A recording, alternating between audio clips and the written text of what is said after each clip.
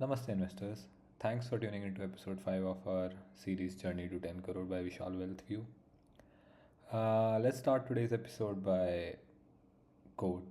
So, the quote is successful investing is about managing risk, not avoiding it. अगर आपने ये coat पहले कभी सुना है तो let me know in the comments below and I'll reply for sure.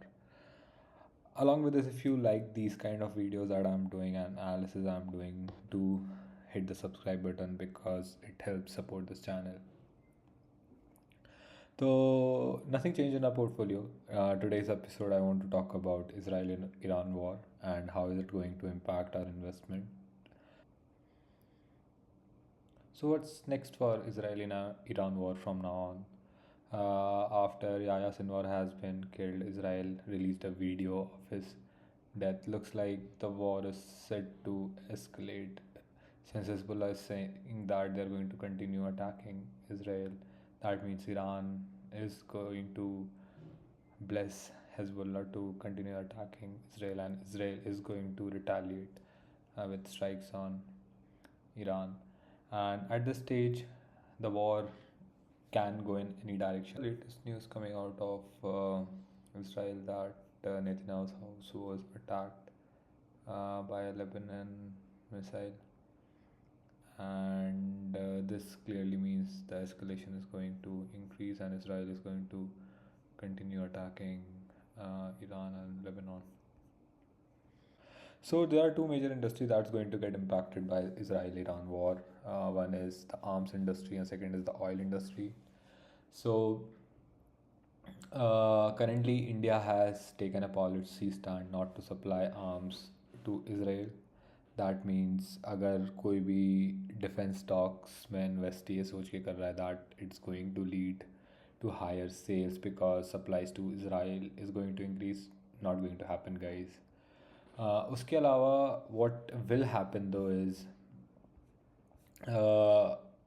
as the world is more moving towards war, every country will start spending more money toward its national security and defense. So Indian defense industry is bound to grow. You can see the government has also been pushing for the private sector to come in and innovate so that our defense industry can be self-reliant.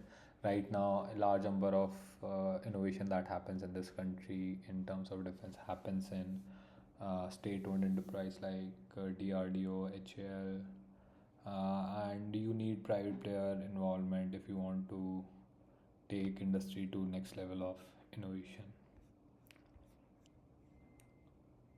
If we see US has been getting involved in the war as well, like they have sent B-2 bombers to Houthi facilities in Yemen, which is a clear signal to uh, the Iranian regime that they can strike their nuclear facilities if they want to without even them detecting it. And it has been authorized by President Biden itself. That means the entire focus of US Army is now shifting from the Ukraine-Russia war to Middle East because this can impact the global oil market in a big way. The worst case scenario that can come out of this war is, or as a next step that Israel can do is bombing Iranian nuclear sites.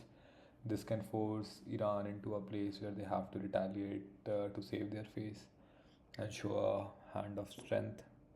And this can lead to a cycle of escalation that is hard to comprehend.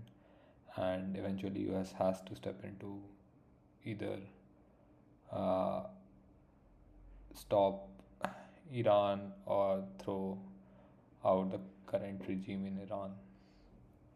This is a possibility that highly exists as there has been commentary coming out of Israel that they have the tools, and considering now Hezbollah and Hamas has been paralyzed, Yahya Sinwar has been dead, they can do anything they want with Iran, considering they just sent 200 ballistic missiles on their country.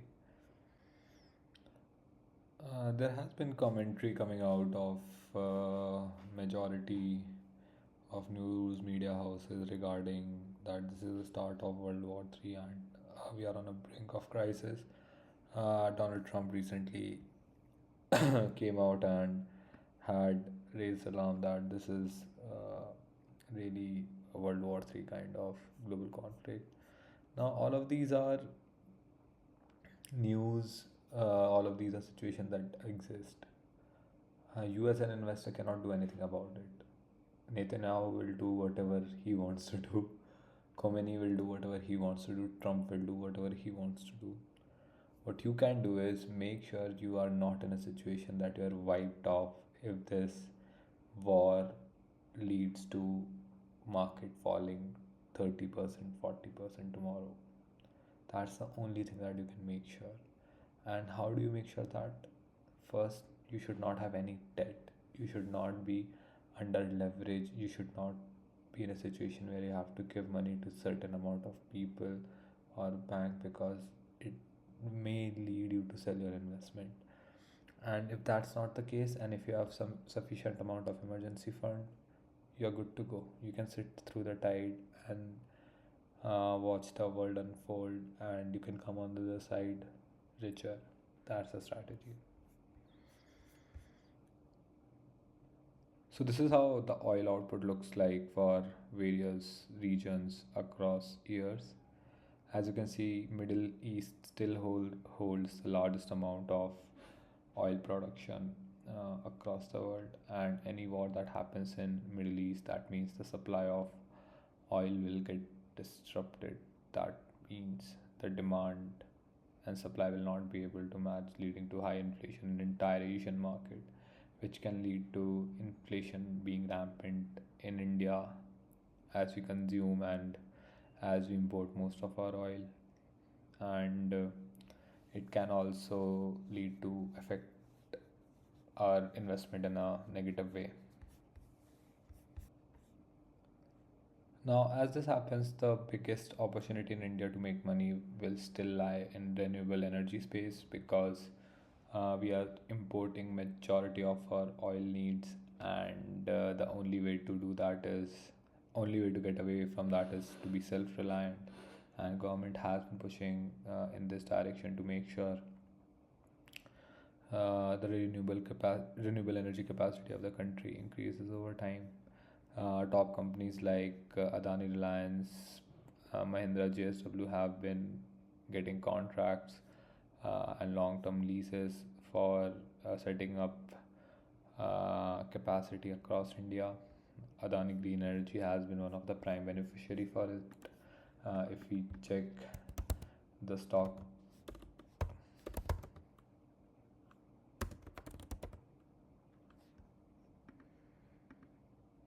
if we check the stock of Adani Green Energy, it has been fair like soaring fairly well after the war in the Middle East has started. It had a fall during the Hindenburg saga, and now it's back on track and growing because there is uncertainty in the oil markets, and green energy consumption and investment will increase because of this uncertainty.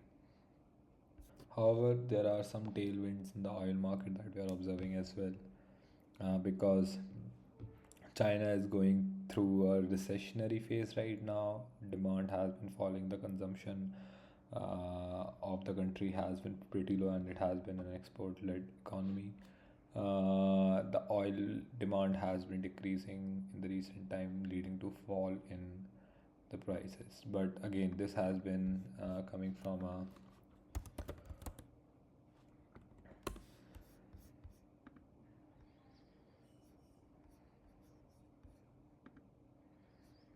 but again this so even though the oil price has been decreasing, it's still not up to the pre-pandemic era. It's still have like more than 20-30% the pre-pandemic era, but it's coming down because of the consumption and demand in China is decreasing. It spiked up during the time of Russia war, and any uncertainty that happens in Israel-Iran war can spook the oil markets, leading to inflation pressure all across Asia. There is a bright light though. Iran has been playing a dual game with Israel. They have been attack in Israel to save their face in the public eye, the local public eye, so that the regime is not toppled. Along with that, they have been opening a downstream diplomatic channel with Israel through India and US. So there is a chance that all of this can just go away at one point of time after the death of Yahya Sinwar and Hezbollah, because Israel feels safe in their neighborhood for some amount of time. But let's see how things unfold.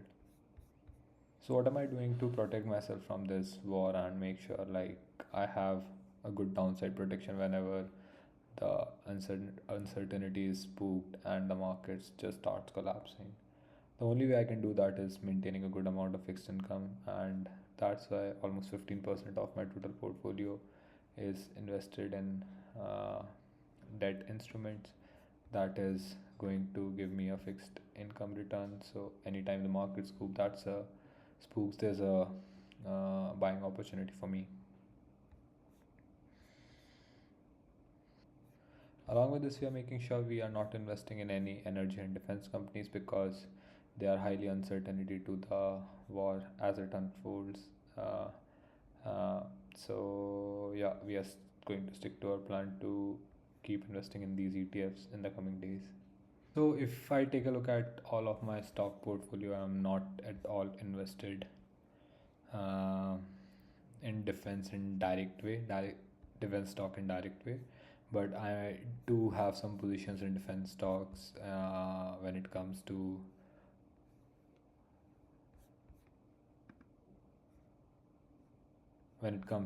my momentum ETF and various ETF, because they have positions in Hindustan Aeronautics Limited. Now, I don't worry about this because this index is going to rebalance on its own, and I don't care what companies are going to come in and come out. I'm just going to leave this as it is.